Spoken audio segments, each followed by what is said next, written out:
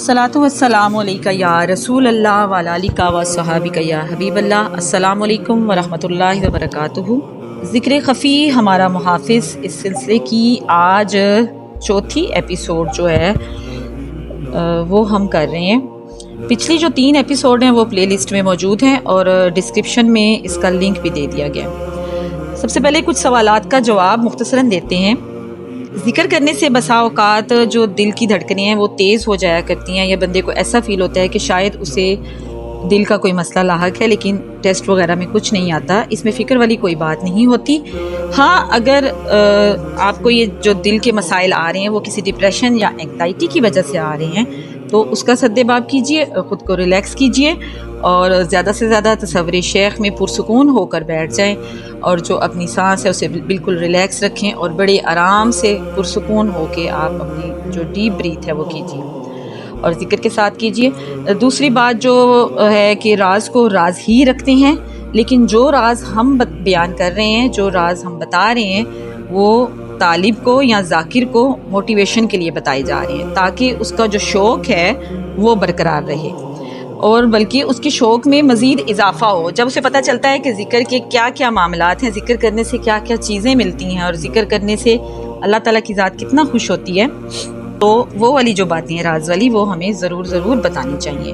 تیسری بات، من ربو کا، تو اپنے اندر جھانکیے، آپ کو جواب مل جائے گا کہ آپ کا رب کون ہے، اور وسوسوں سے نکلنے کے لیے صاحب بیت جو ہیں وہ تصور شیخ کی کثرت کریں، اور جو بیت نہیں ہے وہ کثرت سے تعوذ اور تسمیہ کے ساتھ آخری 3 کل پڑھا کریں، اور لازمی طور پر صبح اور شام پڑھ کر اس کا یعنی لازمی پڑھا کریں آخری 3 کل تعوذ اور تسمیہ کے ساتھ، صبح فجر کے بعد اور رات عشاء کے بعد۔ اور جی، ہمارا تعلق سلسلہ عالیہ قادریہ چشتیہ ابوالعالیہ جہانگیریہ شکوریہ سے ہے، اور اب بات ہم کرتے ہیں جو بیسک ایشو آتا ہے ذکر کرنے کا جو طریقہ ہے۔ اکثر لوگ غلط طریقے سے ذکر کر رہے ہوتے ہیں۔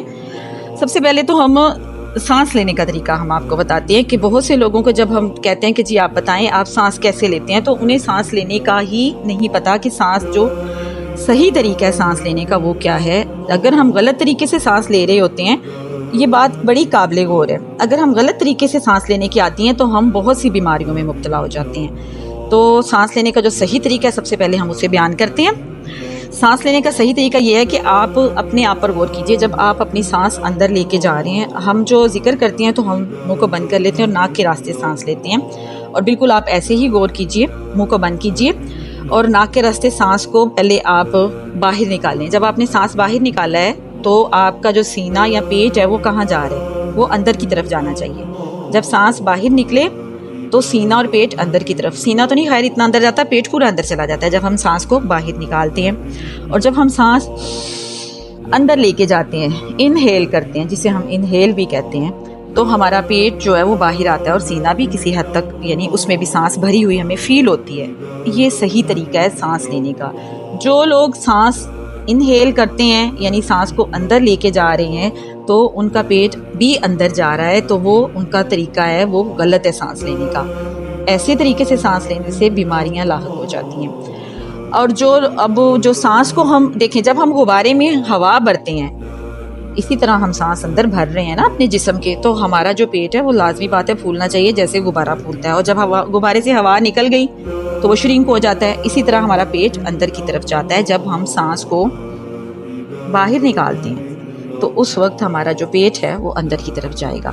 یہ تو ہو گیا، سب لوگ اپنا سانس چیک کریں کہ وہ سانس پراپر لے رہے ہیں۔ یہ صحت کے حوالے سے ہے، جو پراپر سانس لیتا ہے پرسکون ہو کر لیٹیں اور چیک کیجئے کہ آپ سانس کیسے لے رہے ہیں، اور اگر آپ کو ایسے نہیں سمجھ آ رہی تو آپ سیدھا لیٹ کر اپنے پیٹ پر یا سینے کے قریب جو ہمارا جو پیٹ ہے اس پر آپ کوئی کتاب رکھ لیجئے وزنی، تو آپ کو سمجھ آ جائے گی کہ جب وہ اوپر اٹھ رہی ہے، آپ کی سانس اندر جائے تو وہ اوپر اٹھ جائے گی، اور جب آپ کی سانس باہر نکلے تو وہ نیچے کی طرف ہو جائے گی۔ تو اس طریقے سے آپ پریکٹس کیجئے، پہلے تو سانس کی، اپنی سانس کا طریقہ درست کیجئے۔ دوسری بات، جو سانس کا طریقہ ہے، جو ہمارا ذکر ہے وہ 2 ضربی ذکر ہے۔ ایک سانس جو ہم باہر کرتے ہیں، ایکزیل کرتے ہیں، تو وہ ہماری ہوتی ہے لا الہ کی، اور دوسری سانس جب ہماری اندر جاتی ہے وہ ہوتی ہے الا اللہ کی، اور اس وقت جو ہماری سوچیں ہیں اس کا محور اور مرکز صرف اللہ ہونا چاہیے۔ جس وقت ہم نماز کے بعد کرتے ہیں یہ ذکر، ہم باوضو حالت میں ہوتے ہیں، ہم آنکھیں بند کر لیتے ہیں، تشہد کی حالت میں بیٹھتے ہیں، کیونکہ یہ حالت اللہ تعالیٰ کی ذات کو بڑی پسند ہے۔ پیارے آقا صلی اللہ علیہ وآلہ وسلم اسی حالت میں یعنی تشہد کی حالت میں اللہ کے حضور حاضر ہوئے تھے معراج کی رات، اور اسی حالت میں بیٹھے تھے جب آمنا سامنا ہوا تھا باری تعالیٰ کی ذات سے۔ تو جو ہماری سوچوں کا محور اور مرکز ہے وہ اللہ کی ذات ہونی چاہیے، پرسکون ہو کر بیٹھنا چاہیے۔ نماز کے بعد 3 بار درود پاک سرکار صلی اللہ علیہ وآلہ وسلم کی بارگاہ اقدس میں پیش کیجیے، اور پھر سانس باہر نکالیں، منہ کو بند کر لیں، آنکھیں بھی بند کر لیں، اور بڑی پرسکون سانس باہر لیجیے اور اس کو لا الہ امیجن کیجیے، اور پھر بڑی پرسکون سانس اندر لے کے جائیے اور اسے الا اللہ امیجن کیجیے، اور ہماری جو سوچ ہے بس یہی ہو کہ ہم اپنے رب کے حضور بیٹھے ہیں اور اس کا ذکر کر رہے ہیں، اور جو ہماری سوچ ہوگی وہی اس ذکر کے ساتھ ہمارے جسم کے اندر جاری ہوتی جاتی ہے۔ اب اس کا جو دوسرا طریقہ ہے ذکر کا بتایا جاتا ہے کہ 24 گھنٹے کا یہ ذکر ہے۔ 24 گھنٹے ہم کیسے کر سکتے ہیں؟ خواتین کے لیے یہ بہت بڑی نعمت ہے۔ خواتین کیونکہ اپنے گھر کے کاموں میں مصروف ہوتی ہیں، اور اس کو ہم بغیر وضو کے بھی کر سکتے ہیں، کیونکہ سانسیں ہماری ہر وقت پاک ہوتی ہیں۔ جب ہم نے 5 وقت تو نماز کے ساتھ کرنا ہے، صبح اور مغرب کی نماز کے بعد لازمی کرتے ہیں، اور ہر نماز کے بعد کرتے ہیں، اس سے اچھی بات، اور اس سے بھی اچھی بات جب ہم 24 گھنٹے اس پر فوکس رکھنے کی کوشش کرتے ہیں۔ 24 گھنٹے اس پر فوکس کرنے کی جب ہم کوشش کرتے ہیں تو وہ کیسے ہوتا ہے کہ جب عادت ہو جاتی ہے تو سوئے ہوئے خود ہی چلتا ہے، اور جب عادت نہیں ہوتی تو ہم نے یاد کر کے خود کو اپنی سانس کی طرف فوکس کرنا ہے۔ کام ہم ہاتھوں سے کر رہے ہیں، منہ کو بند کر لینا، کھلی آنکھوں سے ہم سانس پر توجہ رکھیں گے، اور جو سانس ہماری باہر ہے وہ لا الہ کی، اور جو سانس اندر ہے وہ الا اللہ کی۔ تو کتنا اچھا ہو کہ ہمارے جو کام ہیں، ہمارے سارے جو کام ہیں وہ بھی عبادت میں شامل ہو جائیں گے۔ تو خواتین کے لیے یہ بہت بڑی نعمت ہے، مرد حضرات کے لیے بھی اگر وہ اپنے آفس میں کوئی ایسا کام کر رہے ہیں جو ہاتھوں سے کرنے والا ہے، اور ان کے جو خیالات ہیں وہ اللہ کی طرف چلے جائیں تو بہت اچھی بات ہے۔ اب پچھلے ایپیسوڈ میں ہم نے یہ بات کی تھی کثرت ذکر کی، اور قلب جو ہے وہ عرش الہی بن جاتا ہے، اور پھر مرد کے ولی بننے کی اور عورت کے ولیہ بننے کی۔ اب ہم بات کرتے ہیں کہ جب جو نور ہے قلب میں بڑھ جاتا ہے اور ذکر کی جو ہے وہ کثرت ہو جاتی ہے، بندے کے دل میں جب ذکر کی کثرت ہو جاتی ہے تو اس کے بعد کیا ہوتا ہے؟ نگاہ کامل، اللہ والے کی جو نگاہ ہوتی ہے اس کی توجہ سے بھی جو ہمارے اندر ہے وہ نور بڑھتا ہے، اس سے بھی اس کی کثرت ہوتی ہے، اور پھر جب ہم خود ذکر کرتے ہیں اس سے اور مزید کثرت ہو جاتی ہے۔ اور بزرگ فرماتے ہیں کہ جو جسم ہے وہ پانی سے پاک ہوتا ہے، اور دل جو ہے وہ اللہ کے نور سے پاک ہوتا ہے، اور لا الہ الا اللہ اللہ کا نور ہے۔ یہ ہم نے پہلے ہی سیکھ لیا، اور پھر یہ بھی سیکھ لیا کہ لا الہ الا اللہ جو خفی ہے، پوشیدہ ہے، سانسوں میں کرنا یہ افضل ترین ہے۔ اور اب اس کثرت کا نتیجہ مزید کیا ہوتا ہے؟ اس کثرت کا نتیجہ جو ہے وہ مزید یہ ہوتا ہے کہ حدیث قدسی ہے بخاری شریف کی کہ جب میرا بندہ مجھ سے محبت کرتا ہے، اللہ سے محبت کیا ہے؟ جب ہم بیٹھ جاتے ہیں، اللہ کی بارگاہ میں بیٹھے ہیں، آنکھیں بند، منہ بند، کان بھی بند، سب کچھ بند، دنیا سے ہر چیز بند، اور ہم اپنی سانسوں پر توجہ کرتے ہیں، اور لا الہ الا اللہ کو ہم جب کر رہے ہوتے ہیں بار بار، اسی کا جاپ جپ رہے ہوتے ہیں اپنے رب کا ہی، تو پھر کیا ہوتا ہے؟ اس کی جب کثرت ہو جاتی ہے، ایک وقت گزرتا ہے، ایک عمر گزرتی ہے اسی میں، تو پھر اللہ فرماتا ہے، یہ حدیث قدسی ہے، میں اس کی آنکھیں بن جاتا ہوں، وہ مجھ سے دیکھتا ہے، میں اس کے کان بن جاتا ہوں، وہ مجھ سے سنتا ہے، میں اس کے ہاتھ بن جاتا ہوں، وہ مجھ سے پکڑتا ہے، میں اس کے پاؤں بن جاتا ہوں، وہ مجھ سے چلتا ہے، اور میں اس کی زبان بن جاتا ہوں، وہ مجھ سے بولتا ہے۔ یعنی پھر اس کی اپنی مرضی نہیں رہتی ہے۔ اس بندے کی جو ذکر کی کثرت میں اس حد تک چلا جاتا ہے، اس کی پوری زندگی گزر جاتی ہے، ایک وقت لگتا ہے، یہ نہیں کہ جی آپ 4 5 6 ماہ کریں گے تو آپ میں یہ ساری خاصیتیں آ جائیں گی۔ اس کے لیے بڑی محنت اور بڑا وقت درکار ہے، اور اللہ تعالیٰ کی خصوصی نظر کرم چاہیے، اور اپنے پیر صاحب کی، اپنے مرشد کی خصوصی نظر کرم چاہیے، سرکار صلی اللہ علیہ وآلہ وسلم کی نظر کرم چاہیے، پھر یہ معاملات نصیب ہوتے ہیں۔ یعنی یہ نہیں کہ 2 4 مہینے ہم نے ذکر و فکر کیا تو ہمیں یہ ساری چیزیں نصیب ہوتی ہیں۔ پھر جب بندے کو یہ چیز نصیب ہوتی ہے، اسی بندے کے اوپر یہ والا ٹیگ لگتا ہے، کون سا والا؟